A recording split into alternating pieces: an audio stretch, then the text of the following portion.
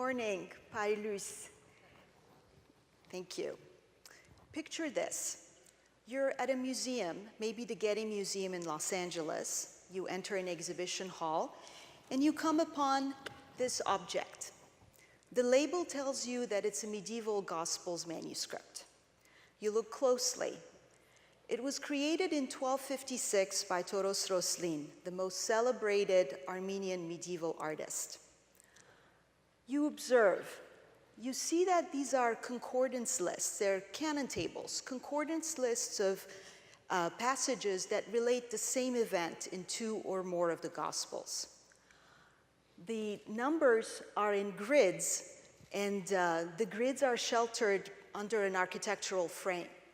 You see passages of abstract ornament, but you also see elements drawn from nature, birds, fruits, trees. You look at it and you see the almost three-dimensional element of the pigments and the gold leaf on parchment. It is, Toros Roslin is rightly celebrated as a great Armenian master. He distilled the visual harmony of the Middle Ages in these glorious pages. But you maybe know that this book is not only, this object is not only a work of art. It is a fragment. It was originally part of a manuscript that was called the Zeytun Gospels. It was cleaved into two during the Armenian genocide. 8 pages out of this manuscript, the canon tables, arrived in Los Angeles, whereas the mother manuscript ended up in the Republic of Armenia. Can we have the next slide, please? This is the binding of the Zeytun Gospels in the Republic of Armenia. It is worn, and its binding is covered with images of Christ and saints. The Zeytun Gospels was not only a work of art, it was a sacred object. Imagine it in the last place where it functioned as a religious object in Zeytun. It was kept in a special relic box in the church on the citadel of Zeytun. Imagine it being used during Mass. Clouds of incense surround it. Priests and congregants surround it. It is located on the citadel, far above the ravine in Zeytun. For believers, the Zeytun Gospels was not just a book. It was a powerful object. It was sacred. It accomplished things in the world. It had power. It specialized in keeping the enemies of Zeytun away. During times of crisis, when Zeytun was threatened, the inhabitants of Zeytun took the Gospels out of its special relic box and took it on procession in the streets of Zeytun. Let me go back to the original image, please. For 700 years, the Zeytun Gospels functioned as a religious object. Then came the Great Rupture. After having begun as the personal gospel book of the Catholicos of the Armenian Church, Constantine I, by 1915, the Zeytun Gospels was located in Zeytun. When the Armenian genocide began, Zeytun was one of the first localities targeted.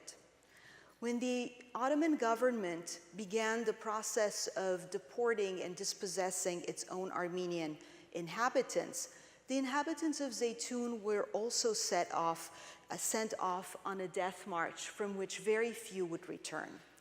During this time, the Zeytun Gospels too was taken out of its church, and it accompanied its community on the road to exile. During this time, during the genocide and its aftermath, the Zeytun Gospels interacted with a number of individuals. They venerated it, they feared it, they coveted it, they stole it, they lost it, they saved it, they took incredible risks to preserve it, they entrusted it to others, they remembered it, they wrote about it. That's how we still know about it. These experiences left their mark on the manuscript. When you look closely, and this is difficult to capture in photographs, you see that there's a fold, a crease that runs horizontally through the middle of these pages at the Getty. That crease is a scar. It tells you something about the life of the object. It shows you the moment when someone took these pages out of the book, folded it, and took it away.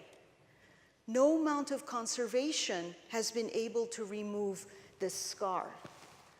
The scar tells you that the book experienced the genocide and its events along with its people. It is a survivor of the genocide just as much as any of our families are survivors of the genocide. Decades after the genocide, the mother manuscript ended up in the Republic of Armenia. When scientists at the Madinataran, the Institute of Ancient Manuscripts in Yerevan, first began to study it, they noticed that 8 pages were missing from it. Those missing pages had made their separate way around the world. They arrived they crossed the Atlantic Ocean, they arrived on the East Coast, and eventually made landfall on the Pacific shore in the world's most wealthy art institution, the Getty. By this time, the mother manuscript and the fragment had become what I call survivor objects, objects that have experienced tremendous trauma, unusual experiences, along with the people with whom they intersected. Survivor objects have the power to connect the present and the past. They connect us with elements of the past. They also remind us of all the objects that were lost, all of the cultural heritage of Armenians that was destroyed during the Armenian genocide. The Zeytun Gospels fascinated me. I wanted to know more about this object, so I set out to retrace its 700-year history.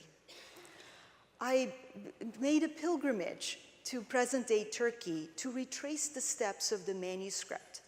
I began at the castle on the Euphrates where Toros Roslin created the manuscript 700 years ago. And eventually I made my way to Zeytun, of course, the town that gives its name to the manuscript and where it last functioned as a religious object.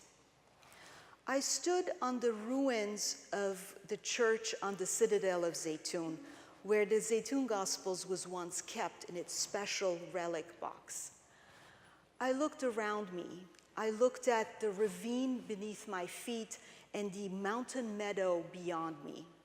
And I realized that of all the churches and monasteries that once dotted these mountains around me, of all the treasuries that they had that were full of powerful relics and sacred manuscripts and beautiful vessels and textiles, the Zeytun Gospels is the only object that has come down to our day from all those incredible collections.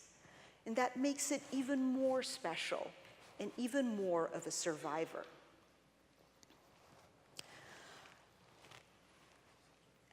What does all this mean to us today? The canon tables of the Zeytun Gospels went through incredible, some even unbelievable experiences to survive until our day. Some might say it was a miracle. But the canon tables and the mother manuscript have never ceased to be powerful objects. And most recently, the canon tables connected with another vital issue in the art world today, the ethics of museum collection and the contest between museums and communities for the control over their own patrimony. You might recall that in 2010, the Western Prelacy of the Armenian Church in America sued the Getty, alleging that the Zeytun Gospels, the canon tables, had been stolen. In 2015, the centennial year of the Armenian genocide, the Church and the Getty reached a settlement. The Getty acknowledged that the church had historical ownership over the pages, and in turn, the church donated the pages to the Getty. Not everyone was happy, but that's how the settlement was conducted. And so it happens that the canon tables remain in Los Angeles, the third largest concentration of Armenians in the world. And the mother manuscript remains in Yerevan, the capital of the Armenian state.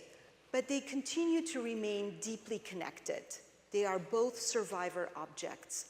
And they are objects whose history tells the history of the Armenian genocide. Now, the destruction of culture is a crime against humanity, and it is a constituent element of genocide. Since 1915, we have witnessed many examples of the destruction of culture around the world, and we continue to do so today. What all of these assaults on culture have in common with the Zeytun Gospels is that they all show us that the destruction and targeting of culture, and especially religious culture, is a constituent element of genocide, not an accidental element. But these pages also tell us that art is central to survival, not just destruction, and that art has much to teach us about resilience. When I look at the canon tables by Roslin, I marvel at their artistry. But I'm also moved, and I feel the power of that object, and I feel its power to defiantly endure and against desperate odds to continue to bear witness to faith, to beauty, and to survival. Thank you.